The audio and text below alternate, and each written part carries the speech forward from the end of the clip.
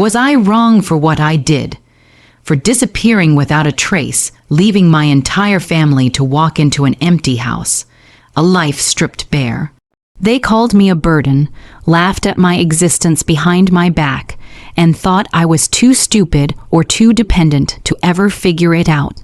But they were wrong, so incredibly, catastrophically wrong, and honestly, a part of me believes they got exactly what they deserved. Tell me, would you have done the same thing if you heard those words echoing through a phone line you weren't meant to hear? Let me take you back to the beginning, before the world as my family knew it shattered into a million pieces. My name is Sarah, and for most of my life, I was the dutiful, quiet daughter, the one who always put her family first, even when it meant putting herself last. My parents, John and Mary, always presented a perfect image to the world, the loving couple with their successful, if somewhat introverted, daughter. My older brother, Michael, was the golden child, charismatic and effortlessly charming, always the center of attention. I, on the other hand, was the steady presence, the reliable one, the one who handled the logistics, the one who often felt invisible. My parents had always lived a comfortable life, but it was my success that truly propelled them into what they considered luxury. I worked incredibly hard, starting my own tech company straight out of college, pouring every ounce of my energy and intellect into it. It took years of sleepless nights, countless sacrifices, and a relentless drive. But eventually, it paid off. Big time. I sold my company when I was in my late 20s for a figure that most people only dream of enough to secure my financial future, and then some. With that money, I bought myself a beautiful home, a large, modern house in a highly sought-after neighborhood, valued at around $980,000. It wasn't just a house. It was a symbol of my independence, my hard work, my self-made success. But even with all this, my relationship with my family remained complex.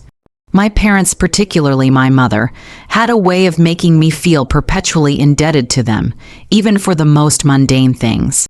They constantly borrowed money, always with vague promises of repayment that rarely materialized. It started with small amounts, then escalated to significant sums for emergencies, investments, or vacations. My brother, Michael, was no better. He was perpetually between jobs or launching a new venture that always seemed to require a substantial loan from me. I loved them, or at least I thought I did, and I always convinced myself that this was just how families operated, a little give and take. Mostly give in my case. Despite my wealth, I maintained a relatively modest lifestyle. I enjoyed my home, my peace, and my hobbies, but I wasn't one for lavish displays.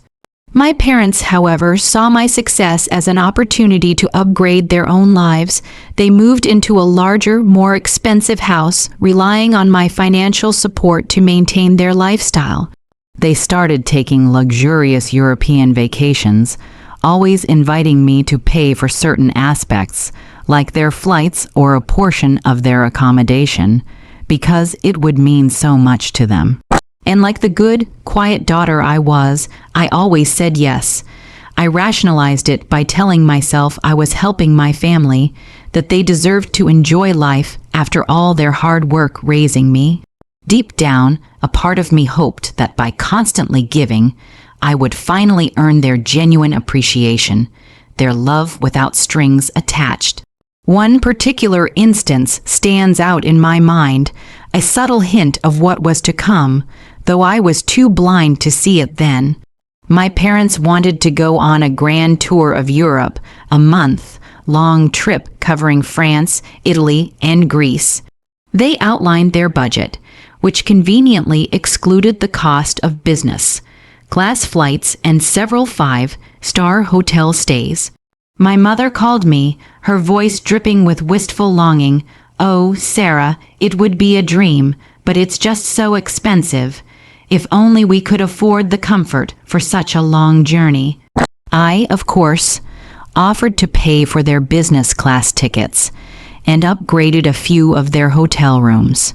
They thanked me profusely, yet there was always an undertone of expectation, as if it were simply my duty. My brother, Michael, had recently gotten married to Lisa, a woman who seemed to perfectly complement his superficial charm. They were a matching set, both incredibly adept at extracting resources from me. Michael's latest venture was a line of bespoke artisanal dog leashes, which, of course, required a substantial initial investment. I ended up bankrolling most of it, despite my instincts telling me it was a terrible idea. I even let them stay in my guest house for a few months when their own apartment lease ran out, an arrangement that quickly turned into me cooking and cleaning for them while they went about their lives, occasionally gracing me with their presence for a meal I had prepared. The incident that changed everything happened on a Tuesday, a day that started like any other. My parents were on their month-long European trip, currently enjoying the sights of Rome, thanks in large part to my generosity. I had called my dad, John, to check in, to make sure they were having a good time and to see if they needed anything. We had a brief, pleasant conversation about their day, the Colosseum, the gelato, the wonderful weather. As we were about to hang up, I heard him say, "Okay, talk to you later, honey." I replied, "You too, Dad, have fun." I thought he had ended the call, but he didn't. Instead, I heard a click, a slight rustle, and then my mother's voice, clear as day, "Is she off the phone yet?" My dad chuckled. "Yeah, I think so. Always checking in, isn't she? A bit much sometimes." My heart lurched. A bit much, I thought. I was just calling to make sure they were okay. Then my mother's voice, colder, sharper than I had ever heard it, cut through the air. "Honestly, John, sometimes I feel like she's such a burden. Always has been, really. Ever since she got all that money, it's like she thinks she owns us with her generosity. We just have to tolerate it for a bit longer. Then we can finally have some peace." A burden. The word hit me like a physical blow. It wasn't just the word itself, but the dismissive, almost contemptuous tone in which it was uttered. My own mother calling me a burden, the daughter who had financially propped them up, who had paid for their vacations, their new house, their comfort. My dad responded, his voice a low rumble but perfectly audible. "I know, Mary, but it's good for us, isn't it? Free money, essentially. Once she helps Michael get on his feet properly, then we can think about scaling back contact. She's too clingy anyway, always wanting to visit, always asking about our plans. Doesn't she have a life of her own?" They were talking about me. Their daughter, their source of endless financial support. They were openly discussing how they tolerated me, how I was a burden, how they planned to scale back contact.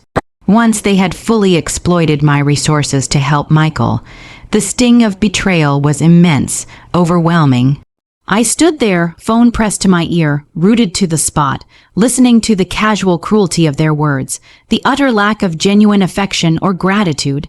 It wasn't just my parents. It was the entire dynamic of my family laid bare. Michael's ventures, their emergencies. The constant need for money, it was all a carefully orchestrated charade, a performance designed to extract from me. I wasn't a daughter. I was an ATM. I wasn't loved. I was a resource. I quietly disconnected the call. My hands were shaking, my breath catching in my throat. Tears welled up, hot and stinging, but quickly dried. Replaced by a cold, hard resolve, the pain was still there, a deep, aching void in my chest, but it was overshadowed by a burning anger, a sense of absolute clarity. I had been so blind, so naive, so desperately wanting to be loved that I had allowed myself to be used, manipulated, and ultimately scorned. In that moment, a switch flipped. The quiet, dutiful Sarah vanished. In her place emerged someone else, someone colder, smarter, and utterly determined. I realized that my family had no respect for me, no love, only a transactional relationship based on my bank account. And I decided then and there that the transaction was over. So that's the situation I was in, and I had to make a choice. Before I tell you what happened next, I want you to pause and comment below what you would have done in my shoes. Would you have confronted them, begged for an explanation, tried to mend the broken pieces, or would you have, like me, decided to burn it all down and walk away? I spent the next few days in a blur of activity, fueled by a simmering rage and an icy focus. My parents and brother had no idea. They were still basking in the glow of their European vacation, sending me cheerful postcards and the occasional text asking for more money for unforeseen expenses. I replied with vague assurances, keeping up the facade while internally dismantling my entire life as they knew it. My first move was to contact a real estate agent. My $980,000 home was a valuable asset, and I needed it liquidated quickly and quietly. I explained to the agent that I was looking for a fast sale, emphasizing discretion. Within a week, I had a buyer, a cash offer that was slightly below market value but allowed for a rapid closing. I signed the papers, arranged for the sale to go through while my parents were still abroad, and instructed the new owners that they could take possession the day after my parents were scheduled to return. Next, I emptied my house. Every piece of furniture, every personal belonging, every memory was packed and either sold, donated, or put into a storage unit under a new name in a different city. I left nothing behind, not a single photograph, not a stray sock. The house was to be a shell, an empty monument to their greed. I canceled all my subscriptions, changed my phone number, and closed down my old email accounts. I systematically severed every digital and physical link to my old life, creating new ones that were untraceable to my family. The most critical step was transferring my financial assets. I moved all my money from joint accounts or accounts that my parents or brother even remotely knew about into new, untraceable accounts with different banks. I consulted with a financial advisor and a lawyer, ensuring that every penny was secure and beyond their reach. I also made sure to put legal protections in place for my business interests, making it impossible for them to claim any stake in my remaining investments or future earnings. They had always assumed they had some inherent right to my wealth. I was about to disabuse them of that notion in the most definitive way possible. I even changed my locks on the guest house where Michael and Lisa were still residing. I sent them a polite but firm email stating that I was selling the property and they needed to vacate by a specific date, which, coincidentally, was the day before my parents were due back. I offered no explanation, no apology, just the cold, hard facts. Michael, predictably, called me outraged. "Sarah, what the hell? You can't just kick us out. Where are we supposed to go?" I simply replied, "You'll figure it out, Michael. You always do," and hung up. It felt good, really good. The day before my parents were set to return, I drove to the now empty shell of my former home. The silence in the house was deafening, a stark contrast to the cacophony of emotions that had filled it when I first heard those awful words. I walked through each room, a strange sense of detachment washing over me. This wasn't my home anymore. It was just a house, and soon it wouldn't even be that. On the kitchen counter, I left a single, crisp white envelope. Inside, a note, handwritten, short and to the point. It read, "Dear family, I heard every word. She's a burden. A burden did this. Enjoy your empty house. Goodbye." I didn't sign it. They would know. They would absolutely know. Then I vanished. I flew to a new city, one where no one knew me, where I had no ties. I bought a new, smaller home, started setting up a new life, a new routine. I relished the anonymity, the quiet peace that came with knowing I was finally free of their toxic expectations and manipulations. The day my parents returned from Europe was a masterpiece of poetic justice, at least in my mind. I imagined them, fresh off their long flight, tired but smiling, dreaming of their lavish lives funded by their burdened daughter. They would have arrived at my house, perhaps thinking I'd prepared a welcome home meal, or at least left them a note. They pulled into the driveway, probably chatting about their fantastic trip, and how wonderful it was that Sarah was always there to pick up the tab. My dad, ever the patriarch, would have confidently walked up to the front door, fumbling for his key. He would have inserted it into the lock, turned, and nothing. The key wouldn't fit. A moment of confusion. He would try again, perhaps with a bit more force, still nothing. Then perhaps my mother would have noticed the sold sign, discreetly placed but undeniably there. Their smiles would have faltered. Panic would have begun to set in.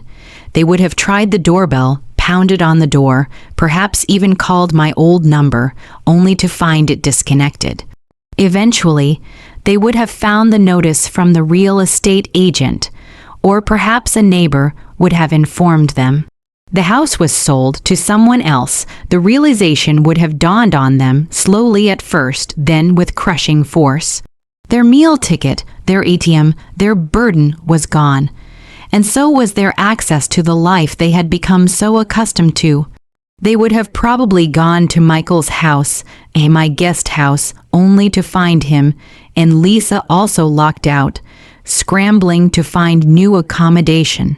The chaos, the frantic calls, the dawning horror that their comfortable world had completely collapsed.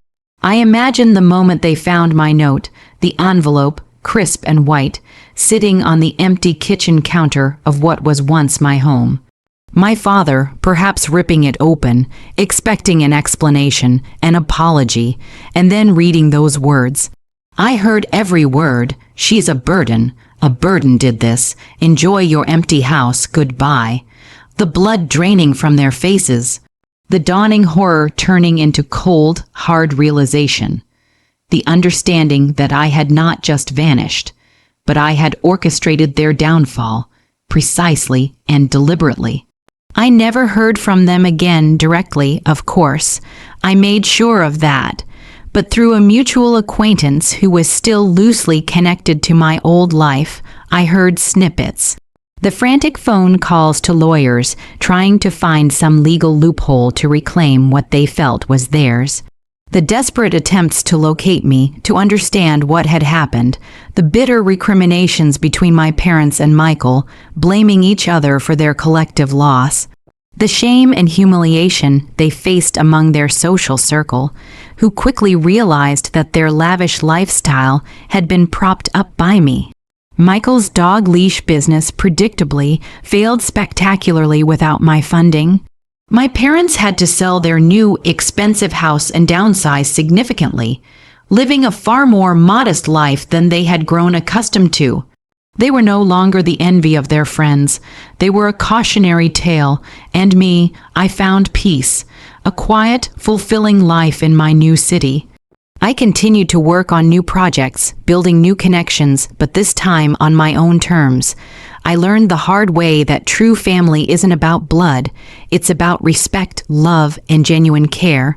And sometimes the hardest decisions are the ones that finally set you free. So, was I wrong? Some might say yes, that I should have confronted them, tried to reconcile. But I disagree. I was a burden to them, and I acted like one. I removed myself from their lives, and in doing so, I lifted the burden they so clearly felt. I reclaimed my autonomy, my dignity, and my peace. It was the most empowering decision I ever made. Like this video if you were on my side, if you think I did what needed to be done. Subscribe for more stories like this, where people reclaim their lives from toxic situations. And please, share your final thoughts on this whole mess in the comments section below. Do you think I went too far, or was my revenge justified? I'll see you all in the next story.